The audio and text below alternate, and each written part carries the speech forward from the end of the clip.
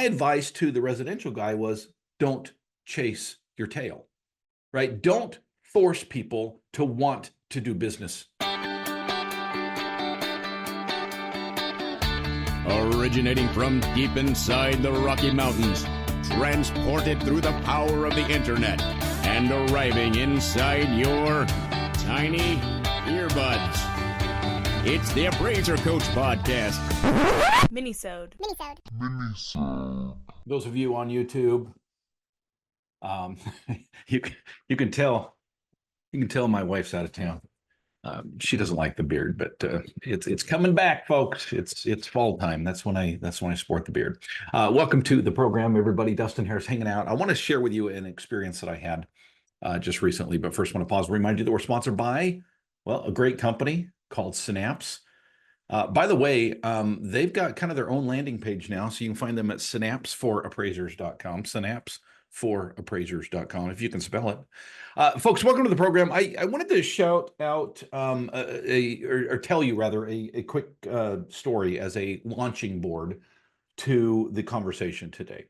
But before I get to that, I want to share with you some of my feelings in general about marketing. I spend a lot of time as a coach helping my clients to dig up new business.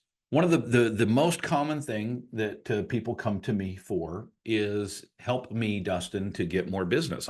Mostly when it comes to private work. AMC work, dime a dozen, low-hanging fruit, pretty easy to dig that stuff up, as we all know. Private work takes some work. That's why they call it work, right? Private work takes some digging and takes some relationships and some building and some strategies and sometimes some money, but definitely some time and some follow-up. And it's not easy. Again, that's why they call it work. It's not easy to get it. Now, the nice thing about private work, and anybody who is doing this as appraisers, and I've got several friends, clients, what have you, who have completely transformed their business, right? From 80-90% AMC work to 80-90% private work. And they've done it in a fairly short period of time. When I say fairly short period of time, we're talking years, not months, but we're not talking 7 years. We're talking more like 2 to 3 years. It can be done. It does take effort. This year I had my longest running member of the Dream Team Mastermind, Brienne, on for an interview. And she explained how she went from 90%, and I'm guessing on the numbers, but it's pretty close to this, 90% AMC work to 90% private work in a matter of 2 years. And folks, I've watched her through that process because she's been a member of my dream team forever. And she meets quarterly with me and the rest of the group, and she reports where she's at and what she's doing.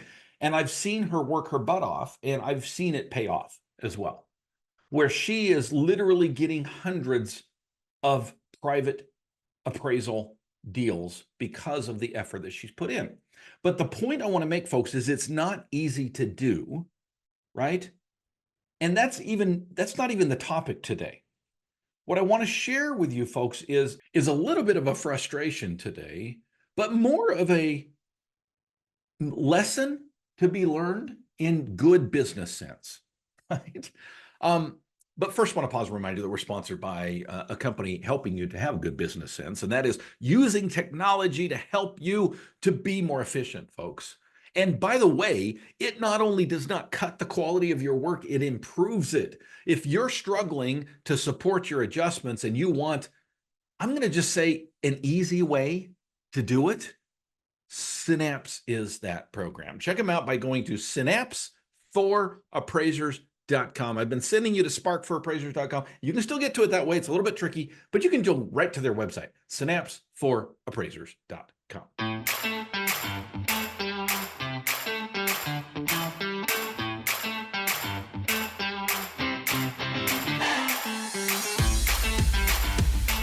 All right, folks, welcome back to the program. Everybody sporting the beard today. Wife's out of town. She won't kiss me when I've got facial hair. I don't know what the deal is, but anyway. It's worth the kisses to keep it clean shaven. All right, folks, we're talking today a little bit about private work, but more specifically, I'm talking about good business sense. And I just want to share, without sharing any names, this person will not even know I'm talking about them because they probably don't even remember this. But recently, and I'm going to make this very vague, but recently, one of the things I love to do as a coach is to connect people, right? I have been privileged to develop a lot of relationships across the industry over the years.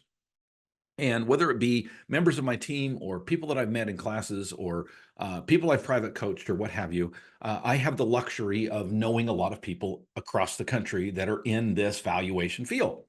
And recently I had a situation where, let's just say, a residential appraiser wanted to be connected with a commercial appraiser, okay? And the reason they wanted to be connected was to share business. It was a win-win for both sides. This residential individual had business to give a commercial client, and the commercial client had a need to get this business, right? I'd spoken to both of them. Again, I'm going to make a long story short, but I had a coaching client who reached out to me and said, hey, I'm looking for a commercial deal. I've got a really big project for them. And who do you know? And I happen to know somebody in the area. I reached out to that individual. He was very interested. I connected the two. And that was it. The ball was dropped. The commercial guy never followed up with the residential guy. The residential guy, about a week later, reached out to me and said, Dustin, what gives? What's going on here? I've reached out to this person. I've called this person. I followed up with this person, and I've heard nothing. And my advice to the residential guy was, don't chase your tail, right? Don't force people to want to do business. Now, I don't know the situation on the commercial side. Frankly, the commercial person was a way long ago past client. I mean, we're talking a decade ago, okay? So I don't know the current situation of this individual.